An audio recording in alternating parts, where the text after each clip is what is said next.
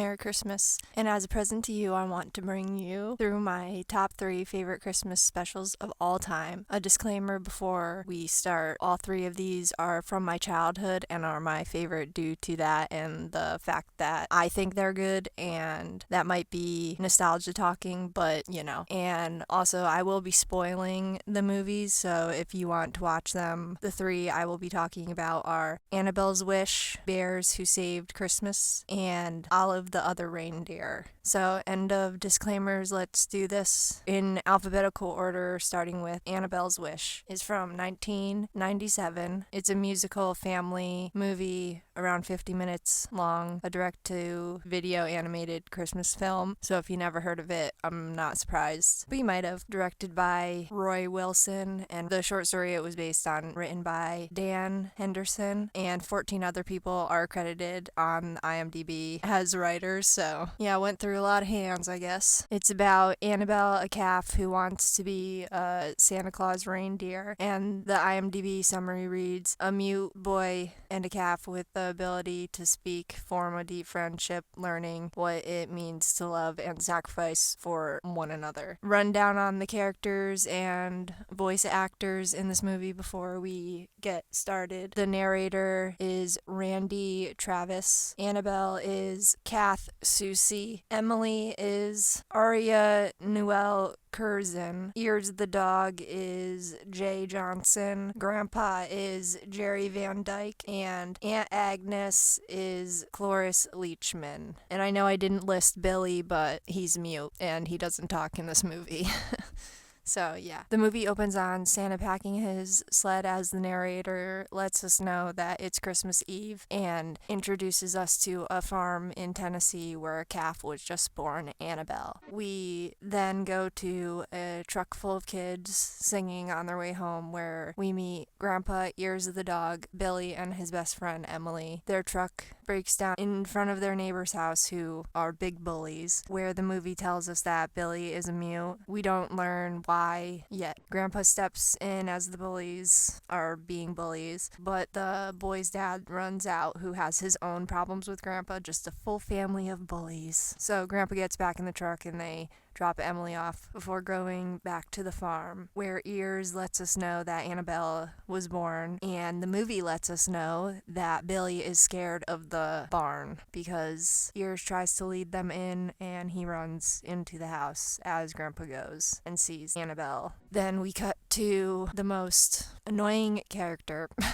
Aunt Agnes, just a terrible lady. You'll see why. But her tree is pretty cool though, like that pink tree. She is in her suite alone, or in her home or apartment building or whatever you would call this, and she realizes that her perfect Christmas is missing something, but not just a something, a child. Yeah, you see where this is going. So she goes to a lawyer and puts a scheme in motion and makes him try to find a loophole where she could take Billy from Grandpa. Then we cut back to Grandpa looking at a family photo of Billy and his parents. We know his parents died, but we're not sure how. But Grandpa thinks back on the night that Billy lost his voice, which was a barn fire. So then Grandpa goes to bed and Ears goes out to the barn just in time for Santa to come, where the narrator tells us the secret legend of Santa in this movie, where he gives the power of speech to animals. So he lands, sprinkles a magic dust on them, and they start talking, and this is the part where Annabelle becomes obsessed with the reindeer, questioning Santa about them, and he explains the Santa thing before he takes off with our first song break montage of the movie. And Annabelle, as they watch Santa fly away, Annabelle tells her mom that she wants to fly before her mom pushes her back inside the barn. Cut to the next morning, Aunt Agnes shows up on the farm with presents and, of course, her plan. But Billy spots a Santa present on the tree before she gets to say anything, and it leads him outside to Annabelle. And he's so entranced by her that he just follows her into the barn, where she spills the beans on animals talking. And the animals do not like that, but her mother ends up explaining how Billy doesn't talk and whatnot. So then a little bit later, Aunt Agnes and Grandpa are talking about how Billy should go with her by her trying to convince Grandpa that Billy needs a better doctor and whatnot, but of course, Grandpa's not having that at all. So Agnes storms out and Annabelle is telling Billy how she wants to be a reindeer and everything, so he makes her some antlers out of branches from a tree as Emily shows up with her new sled, and they get right into sledding, but this leads into them sledding right into the bully's fence, breaking it, which of course is trouble. And we move straight into night at the barn where Annabelle goes into a song montage of her dreaming of being able to fly. Then we cut to the next morning. The bully brings the sheriff to Grandpa, who wants to pay for the fence but doesn't have the money, so the bully demands to have Annabelle instead. But the sheriff gives Grandpa 24 hours to pull together the money for the fence and to get Annabelle back for Billy. So later, Grandpa has to sell Billy's mother's favorite music box to pay to get Annabelle back, which he does, and Annabelle comes back, which brings us into another song montage of the seasons changing from spring, summer, then into autumn, of Billy, Emily, and Annabelle being the best of friends before landing on winter, where the bullies are still bullies, but Annabelle sticks up for Emily and Billy. Of course, the bullies are brats and tell on them, leading the dad to the sheriff, but the sheriff has a better witness, which is the bus driver, so the dad sends the boys to the room before the sheriff tells him about how Grandpa had to sell his music box and how the bully is being a grouch. Or, we cut back to Agnes, remember her, talking to her lawyer, who has found a loophole finally to get Billy to her by Christmas. And then we cut to Christmas Eve, Aunt Agnes showing up at the farm with the papers to take Billy. And that loophole was that she gets custody until Billy can speak, because the barn isn't good for him, and blah, blah, blah. But Billy's not having that. He runs straight back to Grandpa, but they have no choice but to give him because of the court order. But the animals have a plan to keep them there overnight. Bye-bye, pink car. So they're stuck there for Christmas, and night comes, which brings Santa to the animals with the power of speech, and Annabelle asking Santa for a special wish, which is not revealed until the next morning. As the tow truck comes, Billy pulls a Santa present from the tree, revealing the magic dust that pours over him, giving him his voice back. Yay! Loophole shattered. So then Billy runs out to the barn to tell Annabelle, but Annabelle's wish was giving Billy her voice. Billy is grateful, of course, and we cut to the bully family showing up, or former bully family, I should say, at Grandpa's door with an apology, the music box, and the father liking Aunt Agnes. And as the narrator said, the boys got what they deserved. Time skip with the reveal of the narrator being Billy the whole entire time, surprise, before we end on Christmas Eve, where Billy runs out of the house, worried about Annabelle, find her walking away from the barn as Santa comes and finds her laying down in the snow with a present for her. Billy looks on, and Annabelle becomes a reindeer with her voice back, and we end on Annabelle leading Santa's sled. So yeah, it's a kid one. It's fun though. The songs are good, the montages are fun, and I really, really liked this one when I was little. I watched it with my grandma every year until I was about 12 or 13, that age where Christmas becomes, I'm not a kid anymore Christmas, But it's a good one to watch with kids and even by yourself. The ending is happy and cheerful and fun. So yeah, I recommend the movie. So moving right into number 2, Bears Who Saved Christmas from 1994. It's 22 minutes long, directed by Alan Foster, written by Rachel Kortsky and Stephen Whitestone. TV movie about 2 teddy bears attempt to save Christmas for 2 children. The movie opens on a family singing Jingle Bells on the way to their grandma's for Christmas. Oh, what fun it is to ride a one-horse open sleigh! Hey! In the car, we've got Mom, Dad, and the two kids, Susie, Tom, and their bears, Holly for Susie and Christopher for Tom. We see it start snowing harder as they drive on the highway, and then they get stuck in the snow as the radio plays a snowstorm warning and the roads are closed. A severe storm warning is now in effect for the entire mountain region. All roads have been closed until further notice. They decide to wait it out in the car. Then we cut to night. The snow has stopped and Mom notices a deserted cabin. So they go check it out, see no one's in there, and they get inside, start a fire before tucking the kids in to spend the night. Susie and Tom talk about how they're worried that Santa won't be able to find them since they're in a cabin that they don't live in. How will Santa find his way out here? I don't know, Susie. I just don't know.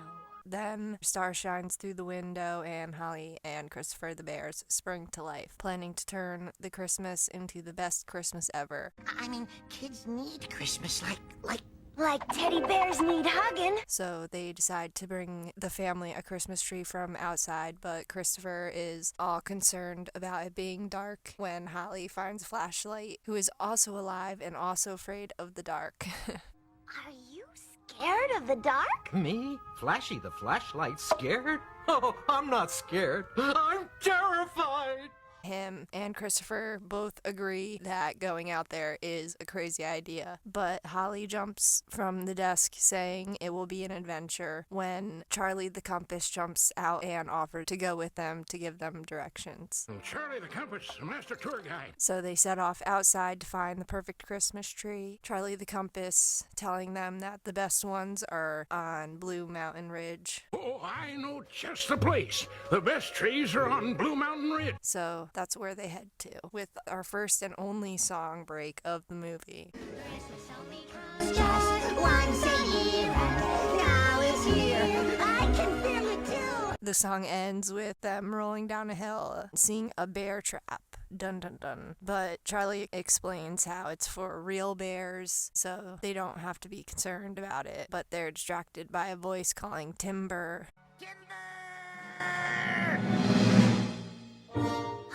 Turning out to be a beaver named Bobby Bucktooth. I bet there's not a tree in this whole gigantic forest that can stand up to the mighty choppers of Bobby Bucktooth. And he confirms that there is a bear named Black Bart, but they don't have to worry because bears hibernate. But you don't have to worry, it's winter. So what? Hibernation, that's what. Gosh, everybody knows that. Real bears sleep through the winter. Then they ask him about Blue Mountain Ridge, and he tells them it's just across the lake. So Bobby then teaches them how to ice skate I don't think teddy bears were meant to ice skate. with a montage of them skating before Bobby skates over to a broken part of the ice and falls into the water. Bobby, no! So they all freak out, and Flashy puts the light into the water, Oh, the heck with batteries. and Holly and Christopher work together to pull Bobby out of the hole in the ice. As they get him out, his mom shows up telling them she owes them a favor now. If there's ever anything I can do for you, you just give old Mrs. Bucktooth a holler, you hear? Before taking Bobby and leaving, so they continue their quest to Blue Mountain Ridge, where they finally arrive, and it's beautiful. They find the perfect tree right under moonlight. But oh no, they don't have an axe, so what will happen?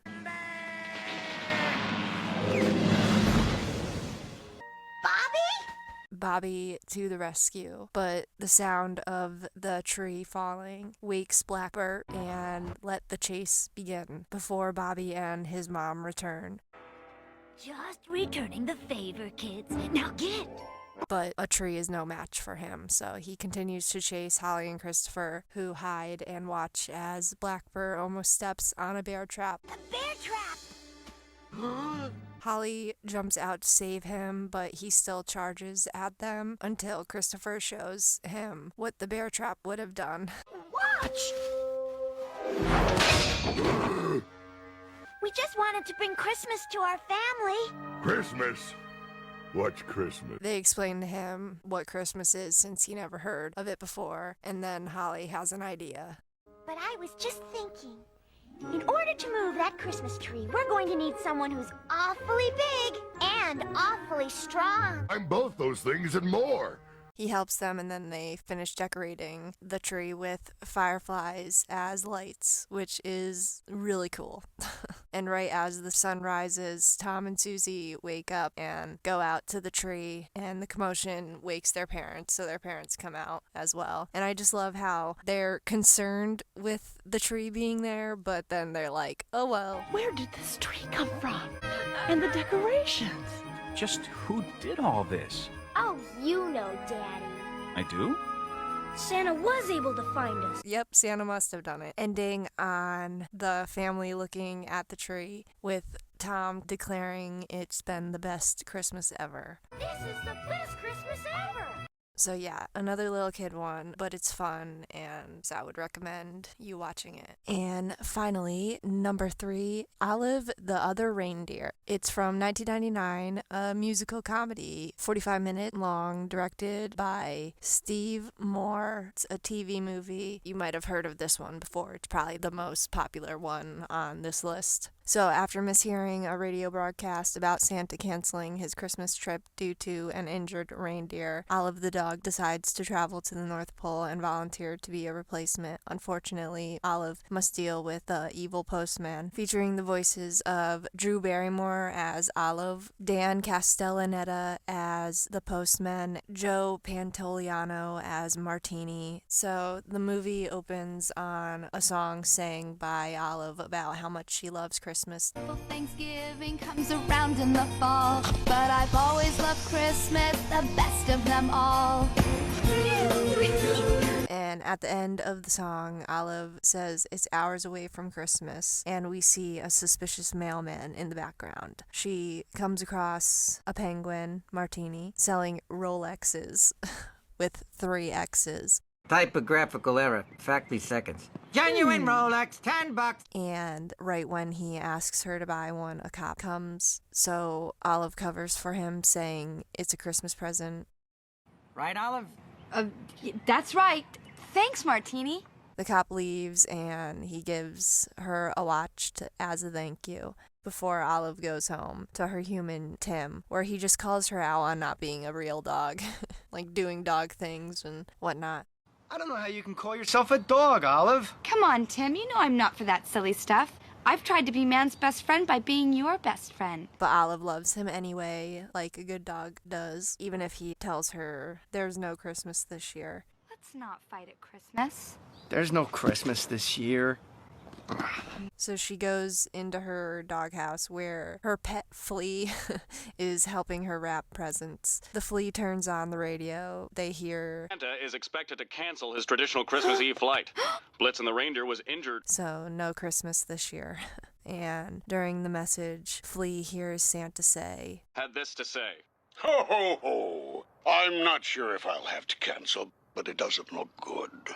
Maybe somehow we'll make do with all of the other reindeer. So he convinces Olive that Santa needs her to save Christmas and that she's a reindeer and not a dog because she doesn't do dog things. So she's got to be a reindeer. But before she can say anything about Flea's crazy plan, Tim calls out for her, but she hides, not wanting to be yelled at again. But instead, Tim was going to apologize, but Flea misunderstands him, giving Olive the wrong information. We can still have Christmas. Come on in the house. I'm lighting the Yule log, and there's a space for you. You can't kill my Christmas. Get out of this house. I'm getting a new dog, and I'm replacing you. So Olive heads to the North Pole. As she runs down the sidewalk, she runs into the suspicious postman, where he lets us know exactly how he feels about Christmas with our second song of the movie. Weeks torture still to come. This is no way to make a living. Christmas, bah, bug and hum. About how much he hates Christmas, even though he does have some points here and there, I think, in the song, but he's still a Grinch. So when Olive tells him of her plan, he plans to stop it. And it will be a Merry Christmas, even for you if you let it. Now, if you'll excuse me, I have a bus to catch. Nobody's going to help that lousy old Santa. Stay away from the North Pole, or I'll hand cancel you! Then Olive heads to the bus station where she runs into Martini again, where he asks her to buy him his ticket. Can you pay for my ticket? Which she does because she's a great friend, but the postman snatches her up. Oh! This dog committed mail fraud. I'm taking her into custody. She calls out to Martini, who owes her a favor. Help me, Martini! I helped you! So he helps her escape and they get on the bus. On the bus, she tells him of her plan, where the bus driver and some of the other passengers give their 2 cents on her plan being crazy and that she's not a reindeer at all. Listen, Olive, I'm from a zoo. I know reindeer. I worked with reindeer. Reindeer were friends of mine. You, Olive, are no reindeer. But Olive is sticking to her plan. Then we cut to the postman chasing the bus by being a crazy driver until he catches up. You can run, but you can't hide! But Martini slows him down. Paper airplane. Then they show up at Arctic Junction, where they stop to get some food, and the mailman dresses as a waitress, luring Olive out of the restaurant. You're Olive, the other reindeer? Santa's looking for you. He's out in the parking lot. He wants to give you a flying test. So they go out back, and he throws her in the back of the mail truck and drives away, where she finds this conveniently placed package. Inside the package is a metal file, so she gets out of the truck and walks back to Arctic Junction, meeting back up with Martini and the bus driver. But they just missed the last bus, and the bus driver can't give them a ride because he'll get fired, so he tells them to go into the bar and see if anyone in there could give them a ride. So they go in the bar, she tells them her plan and that they need a ride, but of course no one believes her. You don't look like no reindeer to me, mutt. Well, I am, and my name's Olive. Can you fly? And they start tossing her around like, oh, now you can fly. And they mess with Martini's briefcase until Olive stands up for herself and calls everybody out. Maybe I'm just a little runt with no antlers, but it looks like I'm the only one who's trying to save Christmas. You could at least wish me luck. There are actually people out there who want to cancel Christmas. Are you on their side? Until it pushes them to say sorry and how they aren't so bad in the third song of the movie. We're not so bad. We're not so bad. We're not so bad.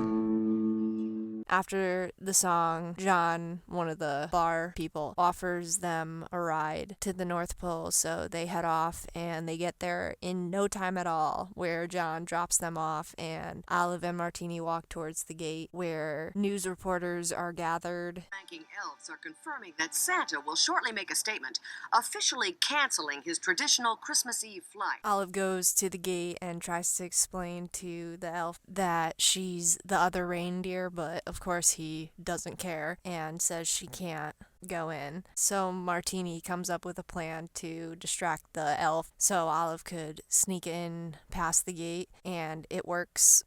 Just as the mailman shows up at the gate with Santa letters. Special delivery! More children's letters to Santa! So the elf just lets him in. Then we cut right to Santa and Mrs. Claus and Blitzen's broken foot in the background. Talking about how Christmas is canceled right before Olive shows up, explaining how she's the other reindeer and can help them. I'm Olive, the replacement reindeer you asked for. Well, can you fly, Olive? Can you afford not to find out? Well, now. And Santa is a little bit apprehensive, but then he's Santa, so he gives her a chance. Then we cut to Santa, Olive, and the reindeer taking off, and they make it. She can fly. She's helping them pull the sled. So right as they take off, we cut back to the postman, and he reveals, I got all the toys. He switched out the sacks. Then Martini sees the mail truck. He knows something's up, but the mailman catches him. Look, I got another present. Before we cut back to Olive and Santa landing on the first roof where... Bad news, gang. Somehow we got the wrong sack. Olive recognizes the mail, of course. She smells it, and it has the postman written all over it. The postman. I knew it. So she tells Santa she will pick up his scent if they just fly north. And they do. They catch him and rescue Martini and the presents in a very intense action scene, I might say. Give back the presents! So they get the presents back, and Martini has to drive the mail truck home with the mailman tied up in the back. He got what he deserved. Then we go into our fourth song of the movie. I don't have antlers, I don't have hooves. How flying works, I have no clue. But now I've got the reindeer moves. As they deliver presents all around the world with a montage of different places in the world. And as the song ends, they get lost in fog, so Santa asks Olive to smell them the way home. I'm sorry, but we're lost in the fog. Could you smell us home? Mrs. Claus is baking cookies. Cookies? Gingerbread. They arrive at the North Pole, where Santa gives everyone a present, a special one for Olive. Here's something for you. But Olive announces that she needs to go home. Her place isn't with Santa's reindeer, but at home with Tim. So one of the reindeer give her a ride home, cut to Martini dropping off the postman dressed as a penguin at the zoo. Then we go to Olive at home with him, who apologizes. I'm sorry I was so mean. Can you ever forgive me? I was so upset about Santa that I forgot I have the best dog in the whole world. Before the movie ends with a montage wrapping up everyone's Christmas with the first song we heard in the movie playing. So yeah, it's a cute one. It's probably the most grown-up one on this list. So if I recommend any of them, I'd recommend this one. So yeah, that will do it for my top 3 favorite Christmas specials of all time. I hope you enjoyed this video. Leave in the comments what your favorite Christmas special is or was as a child. Or if you are still a child, what's your favorite Christmas special? So yeah, I'll see you later and have a very Merry Christmas. Or if you don't celebrate Christmas, have a very special day.